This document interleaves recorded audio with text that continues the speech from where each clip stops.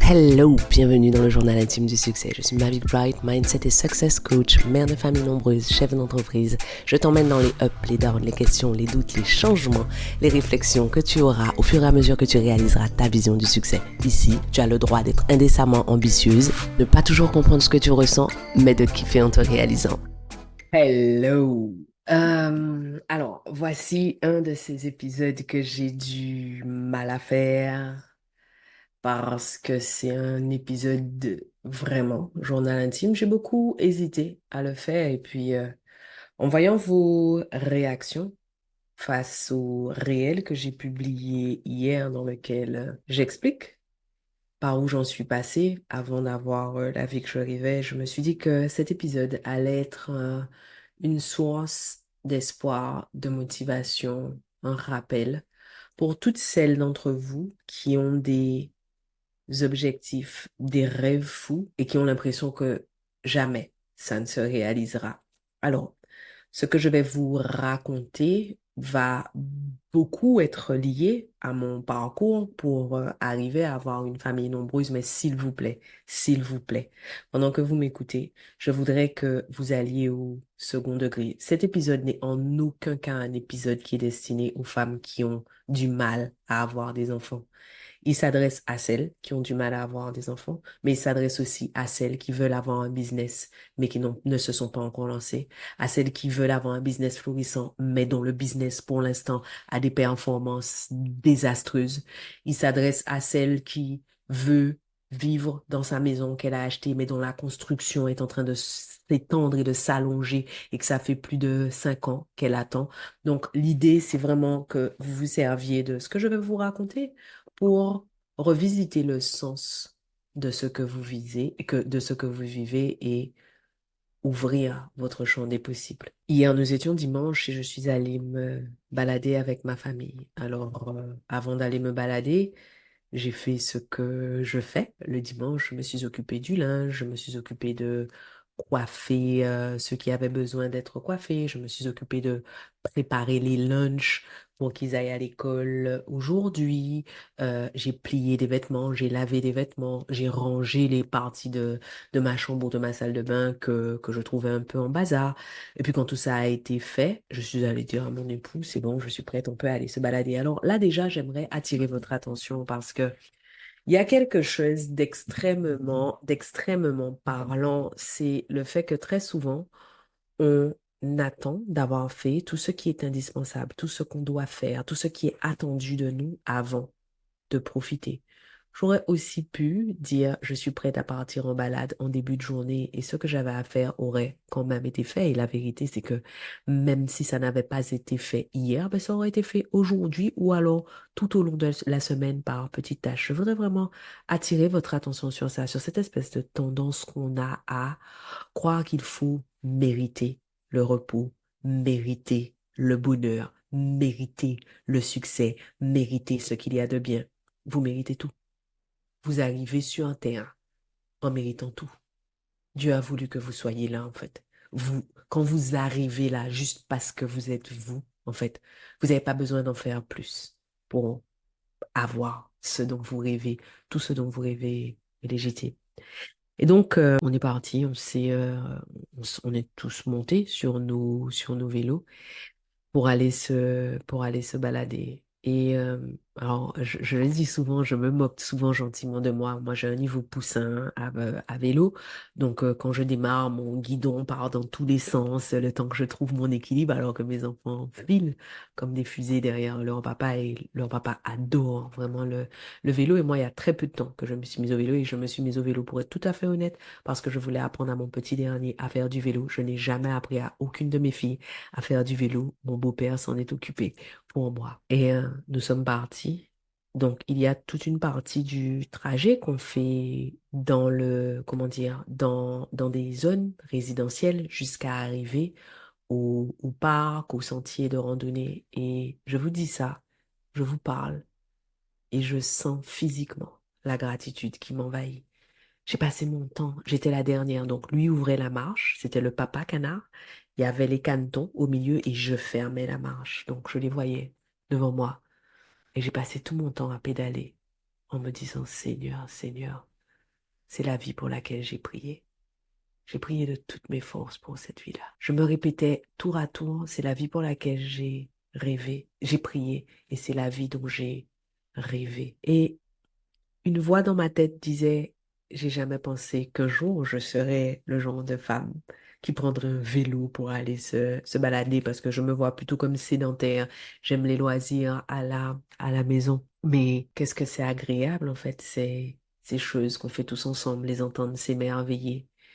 Et puis, il y a eu le moment où on est arrivé au parc, un parc où on est déjà allé se balader une ou deux fois, et puis comme c'est Frédéric qui ouvrait la marche au bout d'un moment, donc tout le monde le suit. Et comme je vous l'ai dit, il est fan de vélo. Donc, il y a quelques années, quand on est arrivé ici, il a acheté un vélo et il a acheté un petit siège. Donc, pendant des mois et des mois, il est parti se balader tous les jours avec notre fils dans son petit siège. Donc, il connaît plein d'endroits enfin, dont j'ignorais complètement l'existence.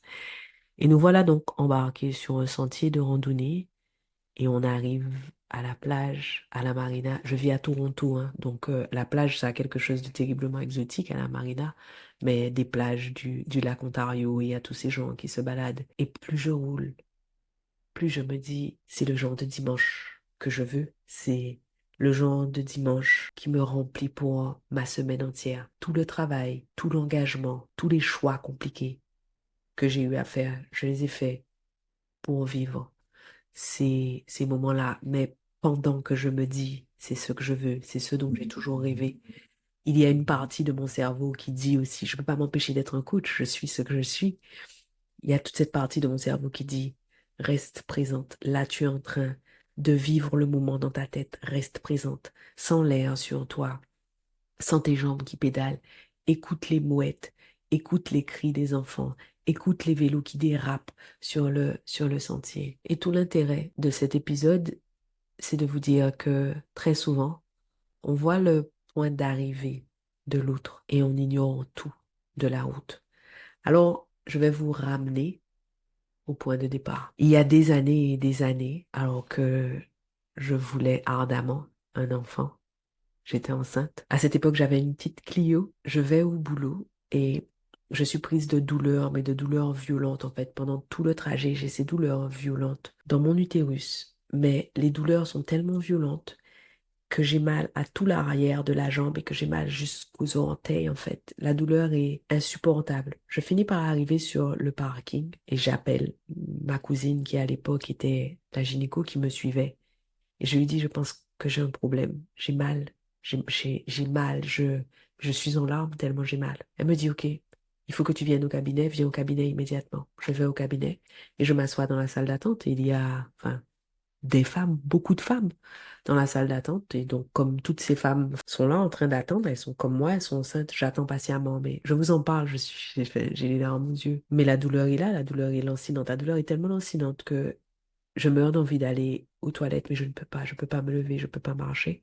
Et arrive enfin mon tour. Je rentre dans le cabinet de ma cousine qui se met à me faire une échographie. Et son visage est bizarre. Son visage tombe. Vous savez ce moment où on fait rouler la sonde sur vous, on va chercher le gel sur le côté du ventre, on le ramène et on cherche. Elle éteint l'appareil, elle me dit, chérie, c'est pas une bonne nouvelle. Le bébé n'est pas dans ton utérus. Tu fais une grossesse extra-utérine. Et je pleure instantanément. Honnêtement, je m'étais jamais intéressée à ce que ça pouvait être une grossesse extra-utérine. En fait, une grossesse extra-utérine, pour celles qui ne le savent pas, ça veut dire que l'œuf se développe, mais il se développe pas là où il devrait être. En fait, enfin, c'est dangereux pour lui et c'est dangereux pour la maman. Et donc, je sens les larmes qui coulent irrésistiblement. Là, ce sont plus des larmes d'une douleur physique, mais ce sont les larmes d'une douleur émotionnelle. Ce bébé que je voulais de tout mon cœur. Je sais qu'il n'y a pas d'autre choix que de le perdre, en fait. Et elle me dit, enfin, c'est dangereux. Une grossesse extra-utérine, tu repars pas.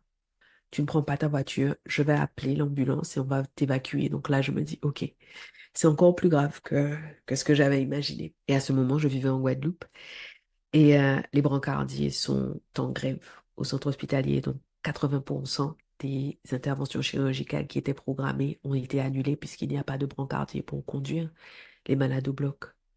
Et donc, je suis dans l'ambulance et dans l'ambulance, les gens qui sont autour de moi essaient de me préparer en me disant que c'est possible que ça soit long, mais j'ai mal. C'est possible que ça soit long, c'est possible qu'on puisse pas m'opérer aujourd'hui, mais il faut qu'on m'opère aujourd'hui. Et j'arrive, et je suis prise en urgence, et on m'emmène au bloc. Et j'ai pas beaucoup de souvenirs. On m'emmène au bloc, je suis en larmes, et je me rappelle qu'il y a un vieux médecin en face de moi qui me dit, c'est pas un drame, vous pourrez encore avoir des enfants. Il a raison, il a tout à fait raison, mais à ce moment-là, enfin, j'en ai rien à foutre, en fait, qu'il ait raison. Et lui, il fait son job, il va pas me dire, oui, oui, pleurez, mettez-vous dans tous vos états, parce que tout le monde le sait. Arriver pour une opération, une intervention chirurgicale stressée, ce n'est jamais une bonne option. Mais moi, j'ai mal. J'ai mal jusqu'au plus profond de mon être. Et nous sommes un 1er avril. Quel triste poisson d'avril. On m'opère et voilà. Et je ressors du bloc et je suis sauvée, mais il n'y a plus de bébé. Je mets du temps à me remettre. La douleur physique est ce qu'elle est, mais il y a cette grande tristesse. Mais il faut que je me relève, il faut que je continue à vivre et, et quand finalement, au bout de 15 jours, je me sens d'attaque, ma maman m'appelle. Ma maman ne pleure pas. Ma maman est un animal à sang extrêmement froid. Chez moi, dans ma famille, c'est mon papa. L'animal à sang chaud. Ma mère, c'est un batracien. Donc, ma mère pleure. Donc, je comprends que c'est pas bon. Et elle dit, chérie, maman est morte. Ma grand-mère est morte 15 jours après. Et, oh, je sais pas qu'est-ce qui m'a pris de faire cet épisode. J'ai été la première petite fille de ma grand-mère et j'ai été la petite queue de ma grand-mère à aller partout avec elle. Mes premiers voyages en avion, je les ai faits avec elle. Mes premiers livres, c'est elle qui me les a offerts. Mes premières célébrations au catéchisme, elle est venue. Enfin, ma mamie d'amour. Et vous avez beau être adulte, et c'est ce que je disais dans l'éloge funèbre de ma grand-mère, on a beau être adulte, moi j'aimais l'idée d'être au bas de l'échelle de ma lignée. J'aimais l'idée qu'au-dessus de moi, il y ait une maman et une grand-mère, en fait. Je n'avais pas à être la représentante de ma lignée n'avait pas besoin de moi. Au-dessus de moi, il y avait ces femmes exemplaires. Et, dans l'éloge funèbre de ma grand-mère, je dis, la perdre, c'est comme tomber d'un échafaudage, en fait. Dégringoler, en fait, d'un échafaudage, mais tomber debout parce que ma grand-mère était ce qu'elle est. Et donc, ma mère m'appelle et ça fait beaucoup émotionnellement. Et il y a cette vieille superstition, tradition, habitude, appelez ça comme vous voulez. Ma famille maternelle est guyanaise, donc je pars en Guyane pour l'enterrement de ma grand-mère avec ma maman.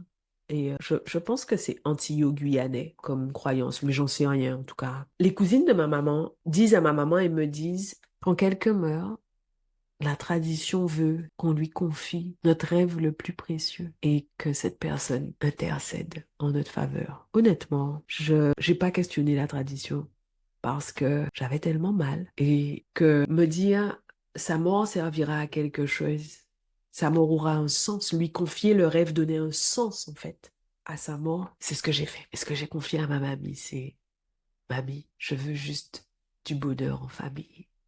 C'est ça que j'ai demandé à ma mamie. Et aujourd'hui, avec le recul, je sais que ça relève exclusivement de la croyance et que ça m'a fait du bien à ce moment-là et puis c'est tout. Et je suis rentrée et il a fallu continuer. Bien quelques temps après, mon époux de l'époque me dit qu'il est amoureux de quelqu'un d'autre. Et voilà comment, en un temps record, je pouvais pas savoir à quel point j'avais raison quand j'avais dit que je tombais d'un échafaudage. Et d'un coup, ben, le rêve de famille et encore plus d'équilibre, de stabilité, de bonheur familial, enfin, s'éloigne. L'objectif de cet épisode est de vous dire que, à certains moments, la chose la plus dure que nous ayons à faire, c'est d'être loyal vis-à-vis du miracle que nous voulons. Parfois, la chose que nous avons, le vrai challenge, c'est de continuer à y croire, même quand tous les signes disent que ça ne se produira pas. Je crois en Dieu, je crois en l'intervention divine. J'ai une spiritualité qui est la mienne, qui est atypique selon mes proches, mais je crois en Dieu et je crois en notre pouvoir d'agir, d'intervenir, de poser des pierres. Je ne crois pas qu'on soit les pantins de qui que ce soit qui agite les fils et qui nous envoie à un endroit qui aurait été destiné au début. Je crois qu'il y a un processus de création, de co-création en temps réel. C'est vraiment ce que je crois. Et je parle de ça parce que au moment de ce divorce, j'ai prié beaucoup de toutes mes forces. Et vous savez quoi? J'ai prié même quand ma foi a été mise à l'épreuve. Parce qu'il y a eu des moments où je me suis dit, il y a quelqu'un ou il n'y a pas quelqu'un. Il y a eu des moments où je me suis dit, la façon dont les choses m'ont été apprises et transmises, je suis persuadée que c'est quelque chose de bien réducteur par rapport à l'immensité de ce qui est. Il y a eu les fois où je me suis dit, je crois que les grandes religions monothéistes, en voulant tellement avoir raison, ont occulté une bonne partie de la mystique, en fait, du mystère de la spiritualité. Mais même, j'ai prié encore et encore parce que ce que je voulais, c'était une famille nombreuse, heureuse. Et dans ma tête, ça a toujours été clair, hein. Je voulais gagner très très bien ma vie. Je voulais gagner de l'argent parce que je voulais mettre l'argent que je gagnerais au service du lifestyle que j'imaginais dans ma tête. Dans ma tête, c'était clair, mais rien, rien. Aucune preuve, aucune évidence, aucun indice ne me laissait croire à ce moment-là que ça se produirait. Et puis très peu de temps après, j'ai rencontré le grand amour de ma vie et on a découvert rapidement qu'on était infertile. Et quand on a découvert qu'on était infertile, ça n'a pas mis beaucoup de temps. On s'est pas demandé si on allait essayer nous-mêmes, etc. On s'est dit immédiatement qu'on allait avoir recours à un parcours de PMA. Et la première fois, le premier essai a pris. Ça a fonctionné. Je me rapprochais de ce que j'avais toujours voulu. Mais pour que le premier essai prenne, mesdames, il y a eu des dizaines et des dizaines d'injections. Alors, je ferai un autre épisode où je parlerai de mon parcours de PMA. J'aime pas qu'on perturbe ma vie, j'aime savoir, enfin, j'ai horreur de devoir attendre que quelqu'un vienne, que quelqu'un passe. Donc, j'ai refusé que ça soit une infirmière qui vienne me faire les piqûres. Je faisais mes piqûres, c'est pas très, très compliqué. J'ai pas besoin d'avoir fait l'ENA. J'ai compris comment on faisait les piqûres parce que je voulais pouvoir continuer ma vie. Je voulais que ça ne devienne pas toute ma vie et qu'on continue à vivre normalement. Il y a eu des dizaines et des dizaines de piqûres et certaines injections peuvent être un petit peu inconfortables, surtout celles qui sont intramusculaires dans les jambes. Ça peut être un peu inconfortable, mais tout ça pour moi était du détail parce que je suis obsessionnelle et que quand je veux quelque chose, enfin, je fais ce qu'il faut pour l'obtenir. Je m'en fous en fait enfin, de la douleur, du temps, de la complexité. Et le premier essai a pris. Et c'était magique parce que je me rapprochais. En fait, j'avais eu raison d'y croire et ça marchait. Et donc, on a rapidement décidé de recommencer puisque ce qu'on voulait, c'était une famille nombreuse. Mais tout ce dont je vous parle, à ce moment-là, je suis cake designer, j'ai un business qui fonctionne très très bien, je travaille des heures et des heures parce que je suis au début de mon business de cake design. Donc, enfin, je travaille la nuit, je dors pas beaucoup, mais ça fonctionne de ouf. Donc, j'ai ce que je veux. Rappelez-vous, dans ma tête, tout était clair. Gagner beaucoup d'argent pour le mettre au service du lifestyle que je veux avec ma famille nombreuse, heureuse. Et donc, on décide de réessayer. Et premier essai, ça fonctionne encore. Et je me dis, mon Dieu, c'est ce que je voulais. C'est pour ça que j'ai prié. Et j'ai mon premier fils. Et je me rappelle encore, comme d'hier, les longues heures que j'ai passées dans mon laboratoire avec mon fils, dans mon porte-bébé. Le porte-bébé est la plus belle des inventions du monde. Mon fils sentait le sucre et les gâteaux sentaient le lait. Tellement mon fils est resté là, collé à moi, bercé parce que j'étalais, j'abaissais de la pâte à sucre. Et je repense à toutes ces heures dans ce labo où je me disais, Seigneur, je m'arrêtais et je priais. Je disais, Seigneur, merci, merci. Merci pour cette vie-là, c'est tout ce dont j'ai rêvé. C'est exactement ce que je voulais. Enfin, merci pour tout, merci pour ta grandeur, merci pour les épreuves, merci pour parce qu'on y est. Et 3 mois et demi après, alors que je suis en train de travailler dans mon labo, mon bébé meurt de la mort subite du nourrisson. Et là encore, le plus dur, c'est de continuer d'y croire, en fait. De continuer de croire que Dieu m'aime. De continuer de croire que mon rêve fou, je le mérite. Que mon fils n'est pas mort par une espèce de châtiment divin ou de punition, que c'est une bénédiction de l'avoir eu. Je vous parle et je repense encore à mes 2 amies sœurs, Alexandra et Sandrine, que j'ai appelées au petit jour parce qu'à ce moment-là, j'étais expatriée. À ce moment-là, je vis plus en Guadeloupe. J'ai quitté la Guadeloupe, je suis allée vivre en Normandie, j'ai quitté la Normandie, je suis allée vivre à La Réunion. Donc à ce moment-là, je vis à la Réunion. Donc pour toutes celles d'entre vous qui se sentent seules, qui disent que elles n'ont pas d'aide, que leur famille n'est pas là, enfin, on peut y arriver sans que la famille soit là. Enfin, j'ai une famille extrêmement aimante, mais à ce moment-là, ma famille vit à 20 000 kilomètres de moi. Et donc j'ai appelé mes deux amies sœurs en leur disant il est mort. Et elles sont venues toutes les deux le matin à la morgue. Et je voulais que mon bébé soit porté, aimé, jusqu'à ce que ça soit plus possible, jusqu'à ce qu'on me le retire.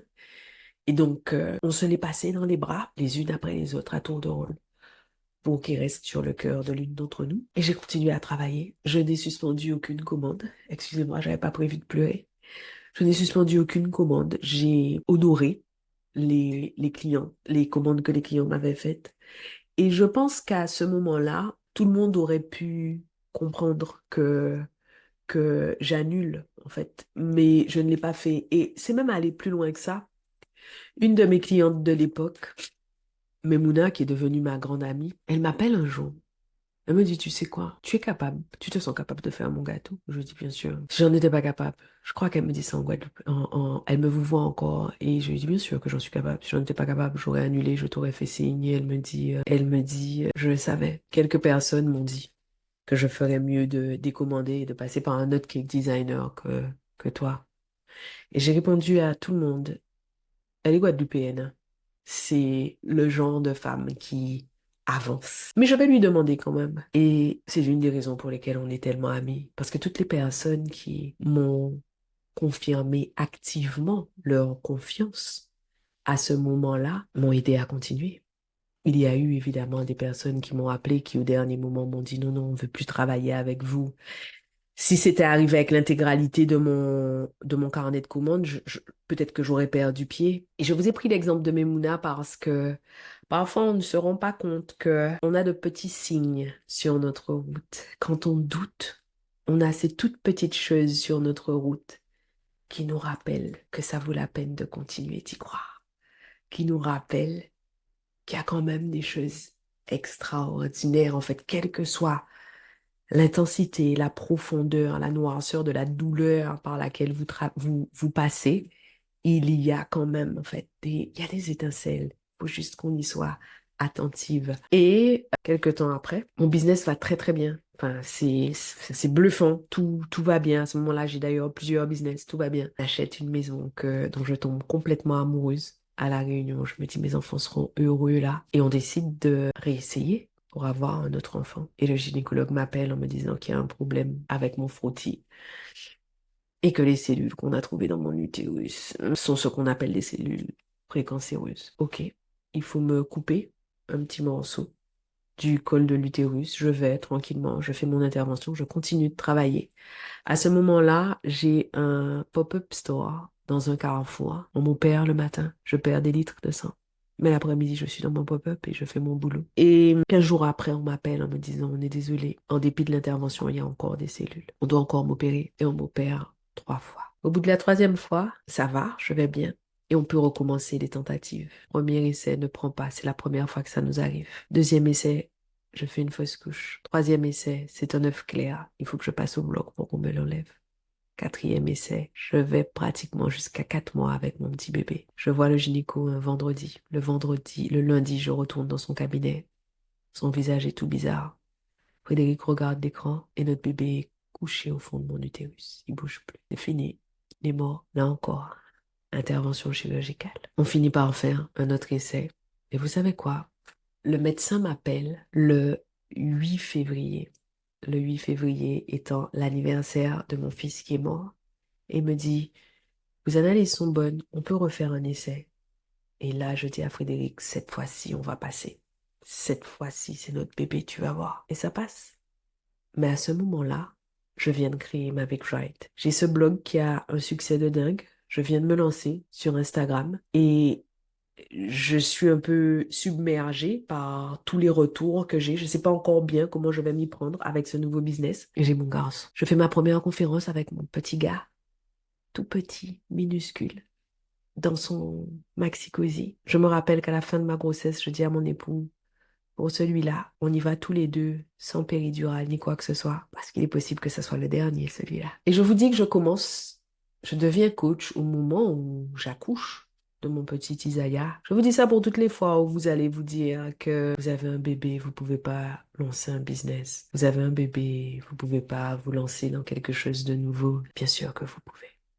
Vous pouvez ne pas faire ce choix-là, mais bien sûr que vous pouvez. Et je finis par vendre mon business de cake design qui ne m'éclate plus à ce moment-là. Et quelques années plus tard, on décide de partir s'installer à Toronto. On vit aujourd'hui à Toronto. Alors, je ne vous ai pas tout raconté. Il y a encore eu des hauts, des bas, des grandes joies, de grands moments de tristesse ou de solitude. Mais on oublie souvent de voir le chemin. On voit une image sur Instagram, une vidéo ou une photo.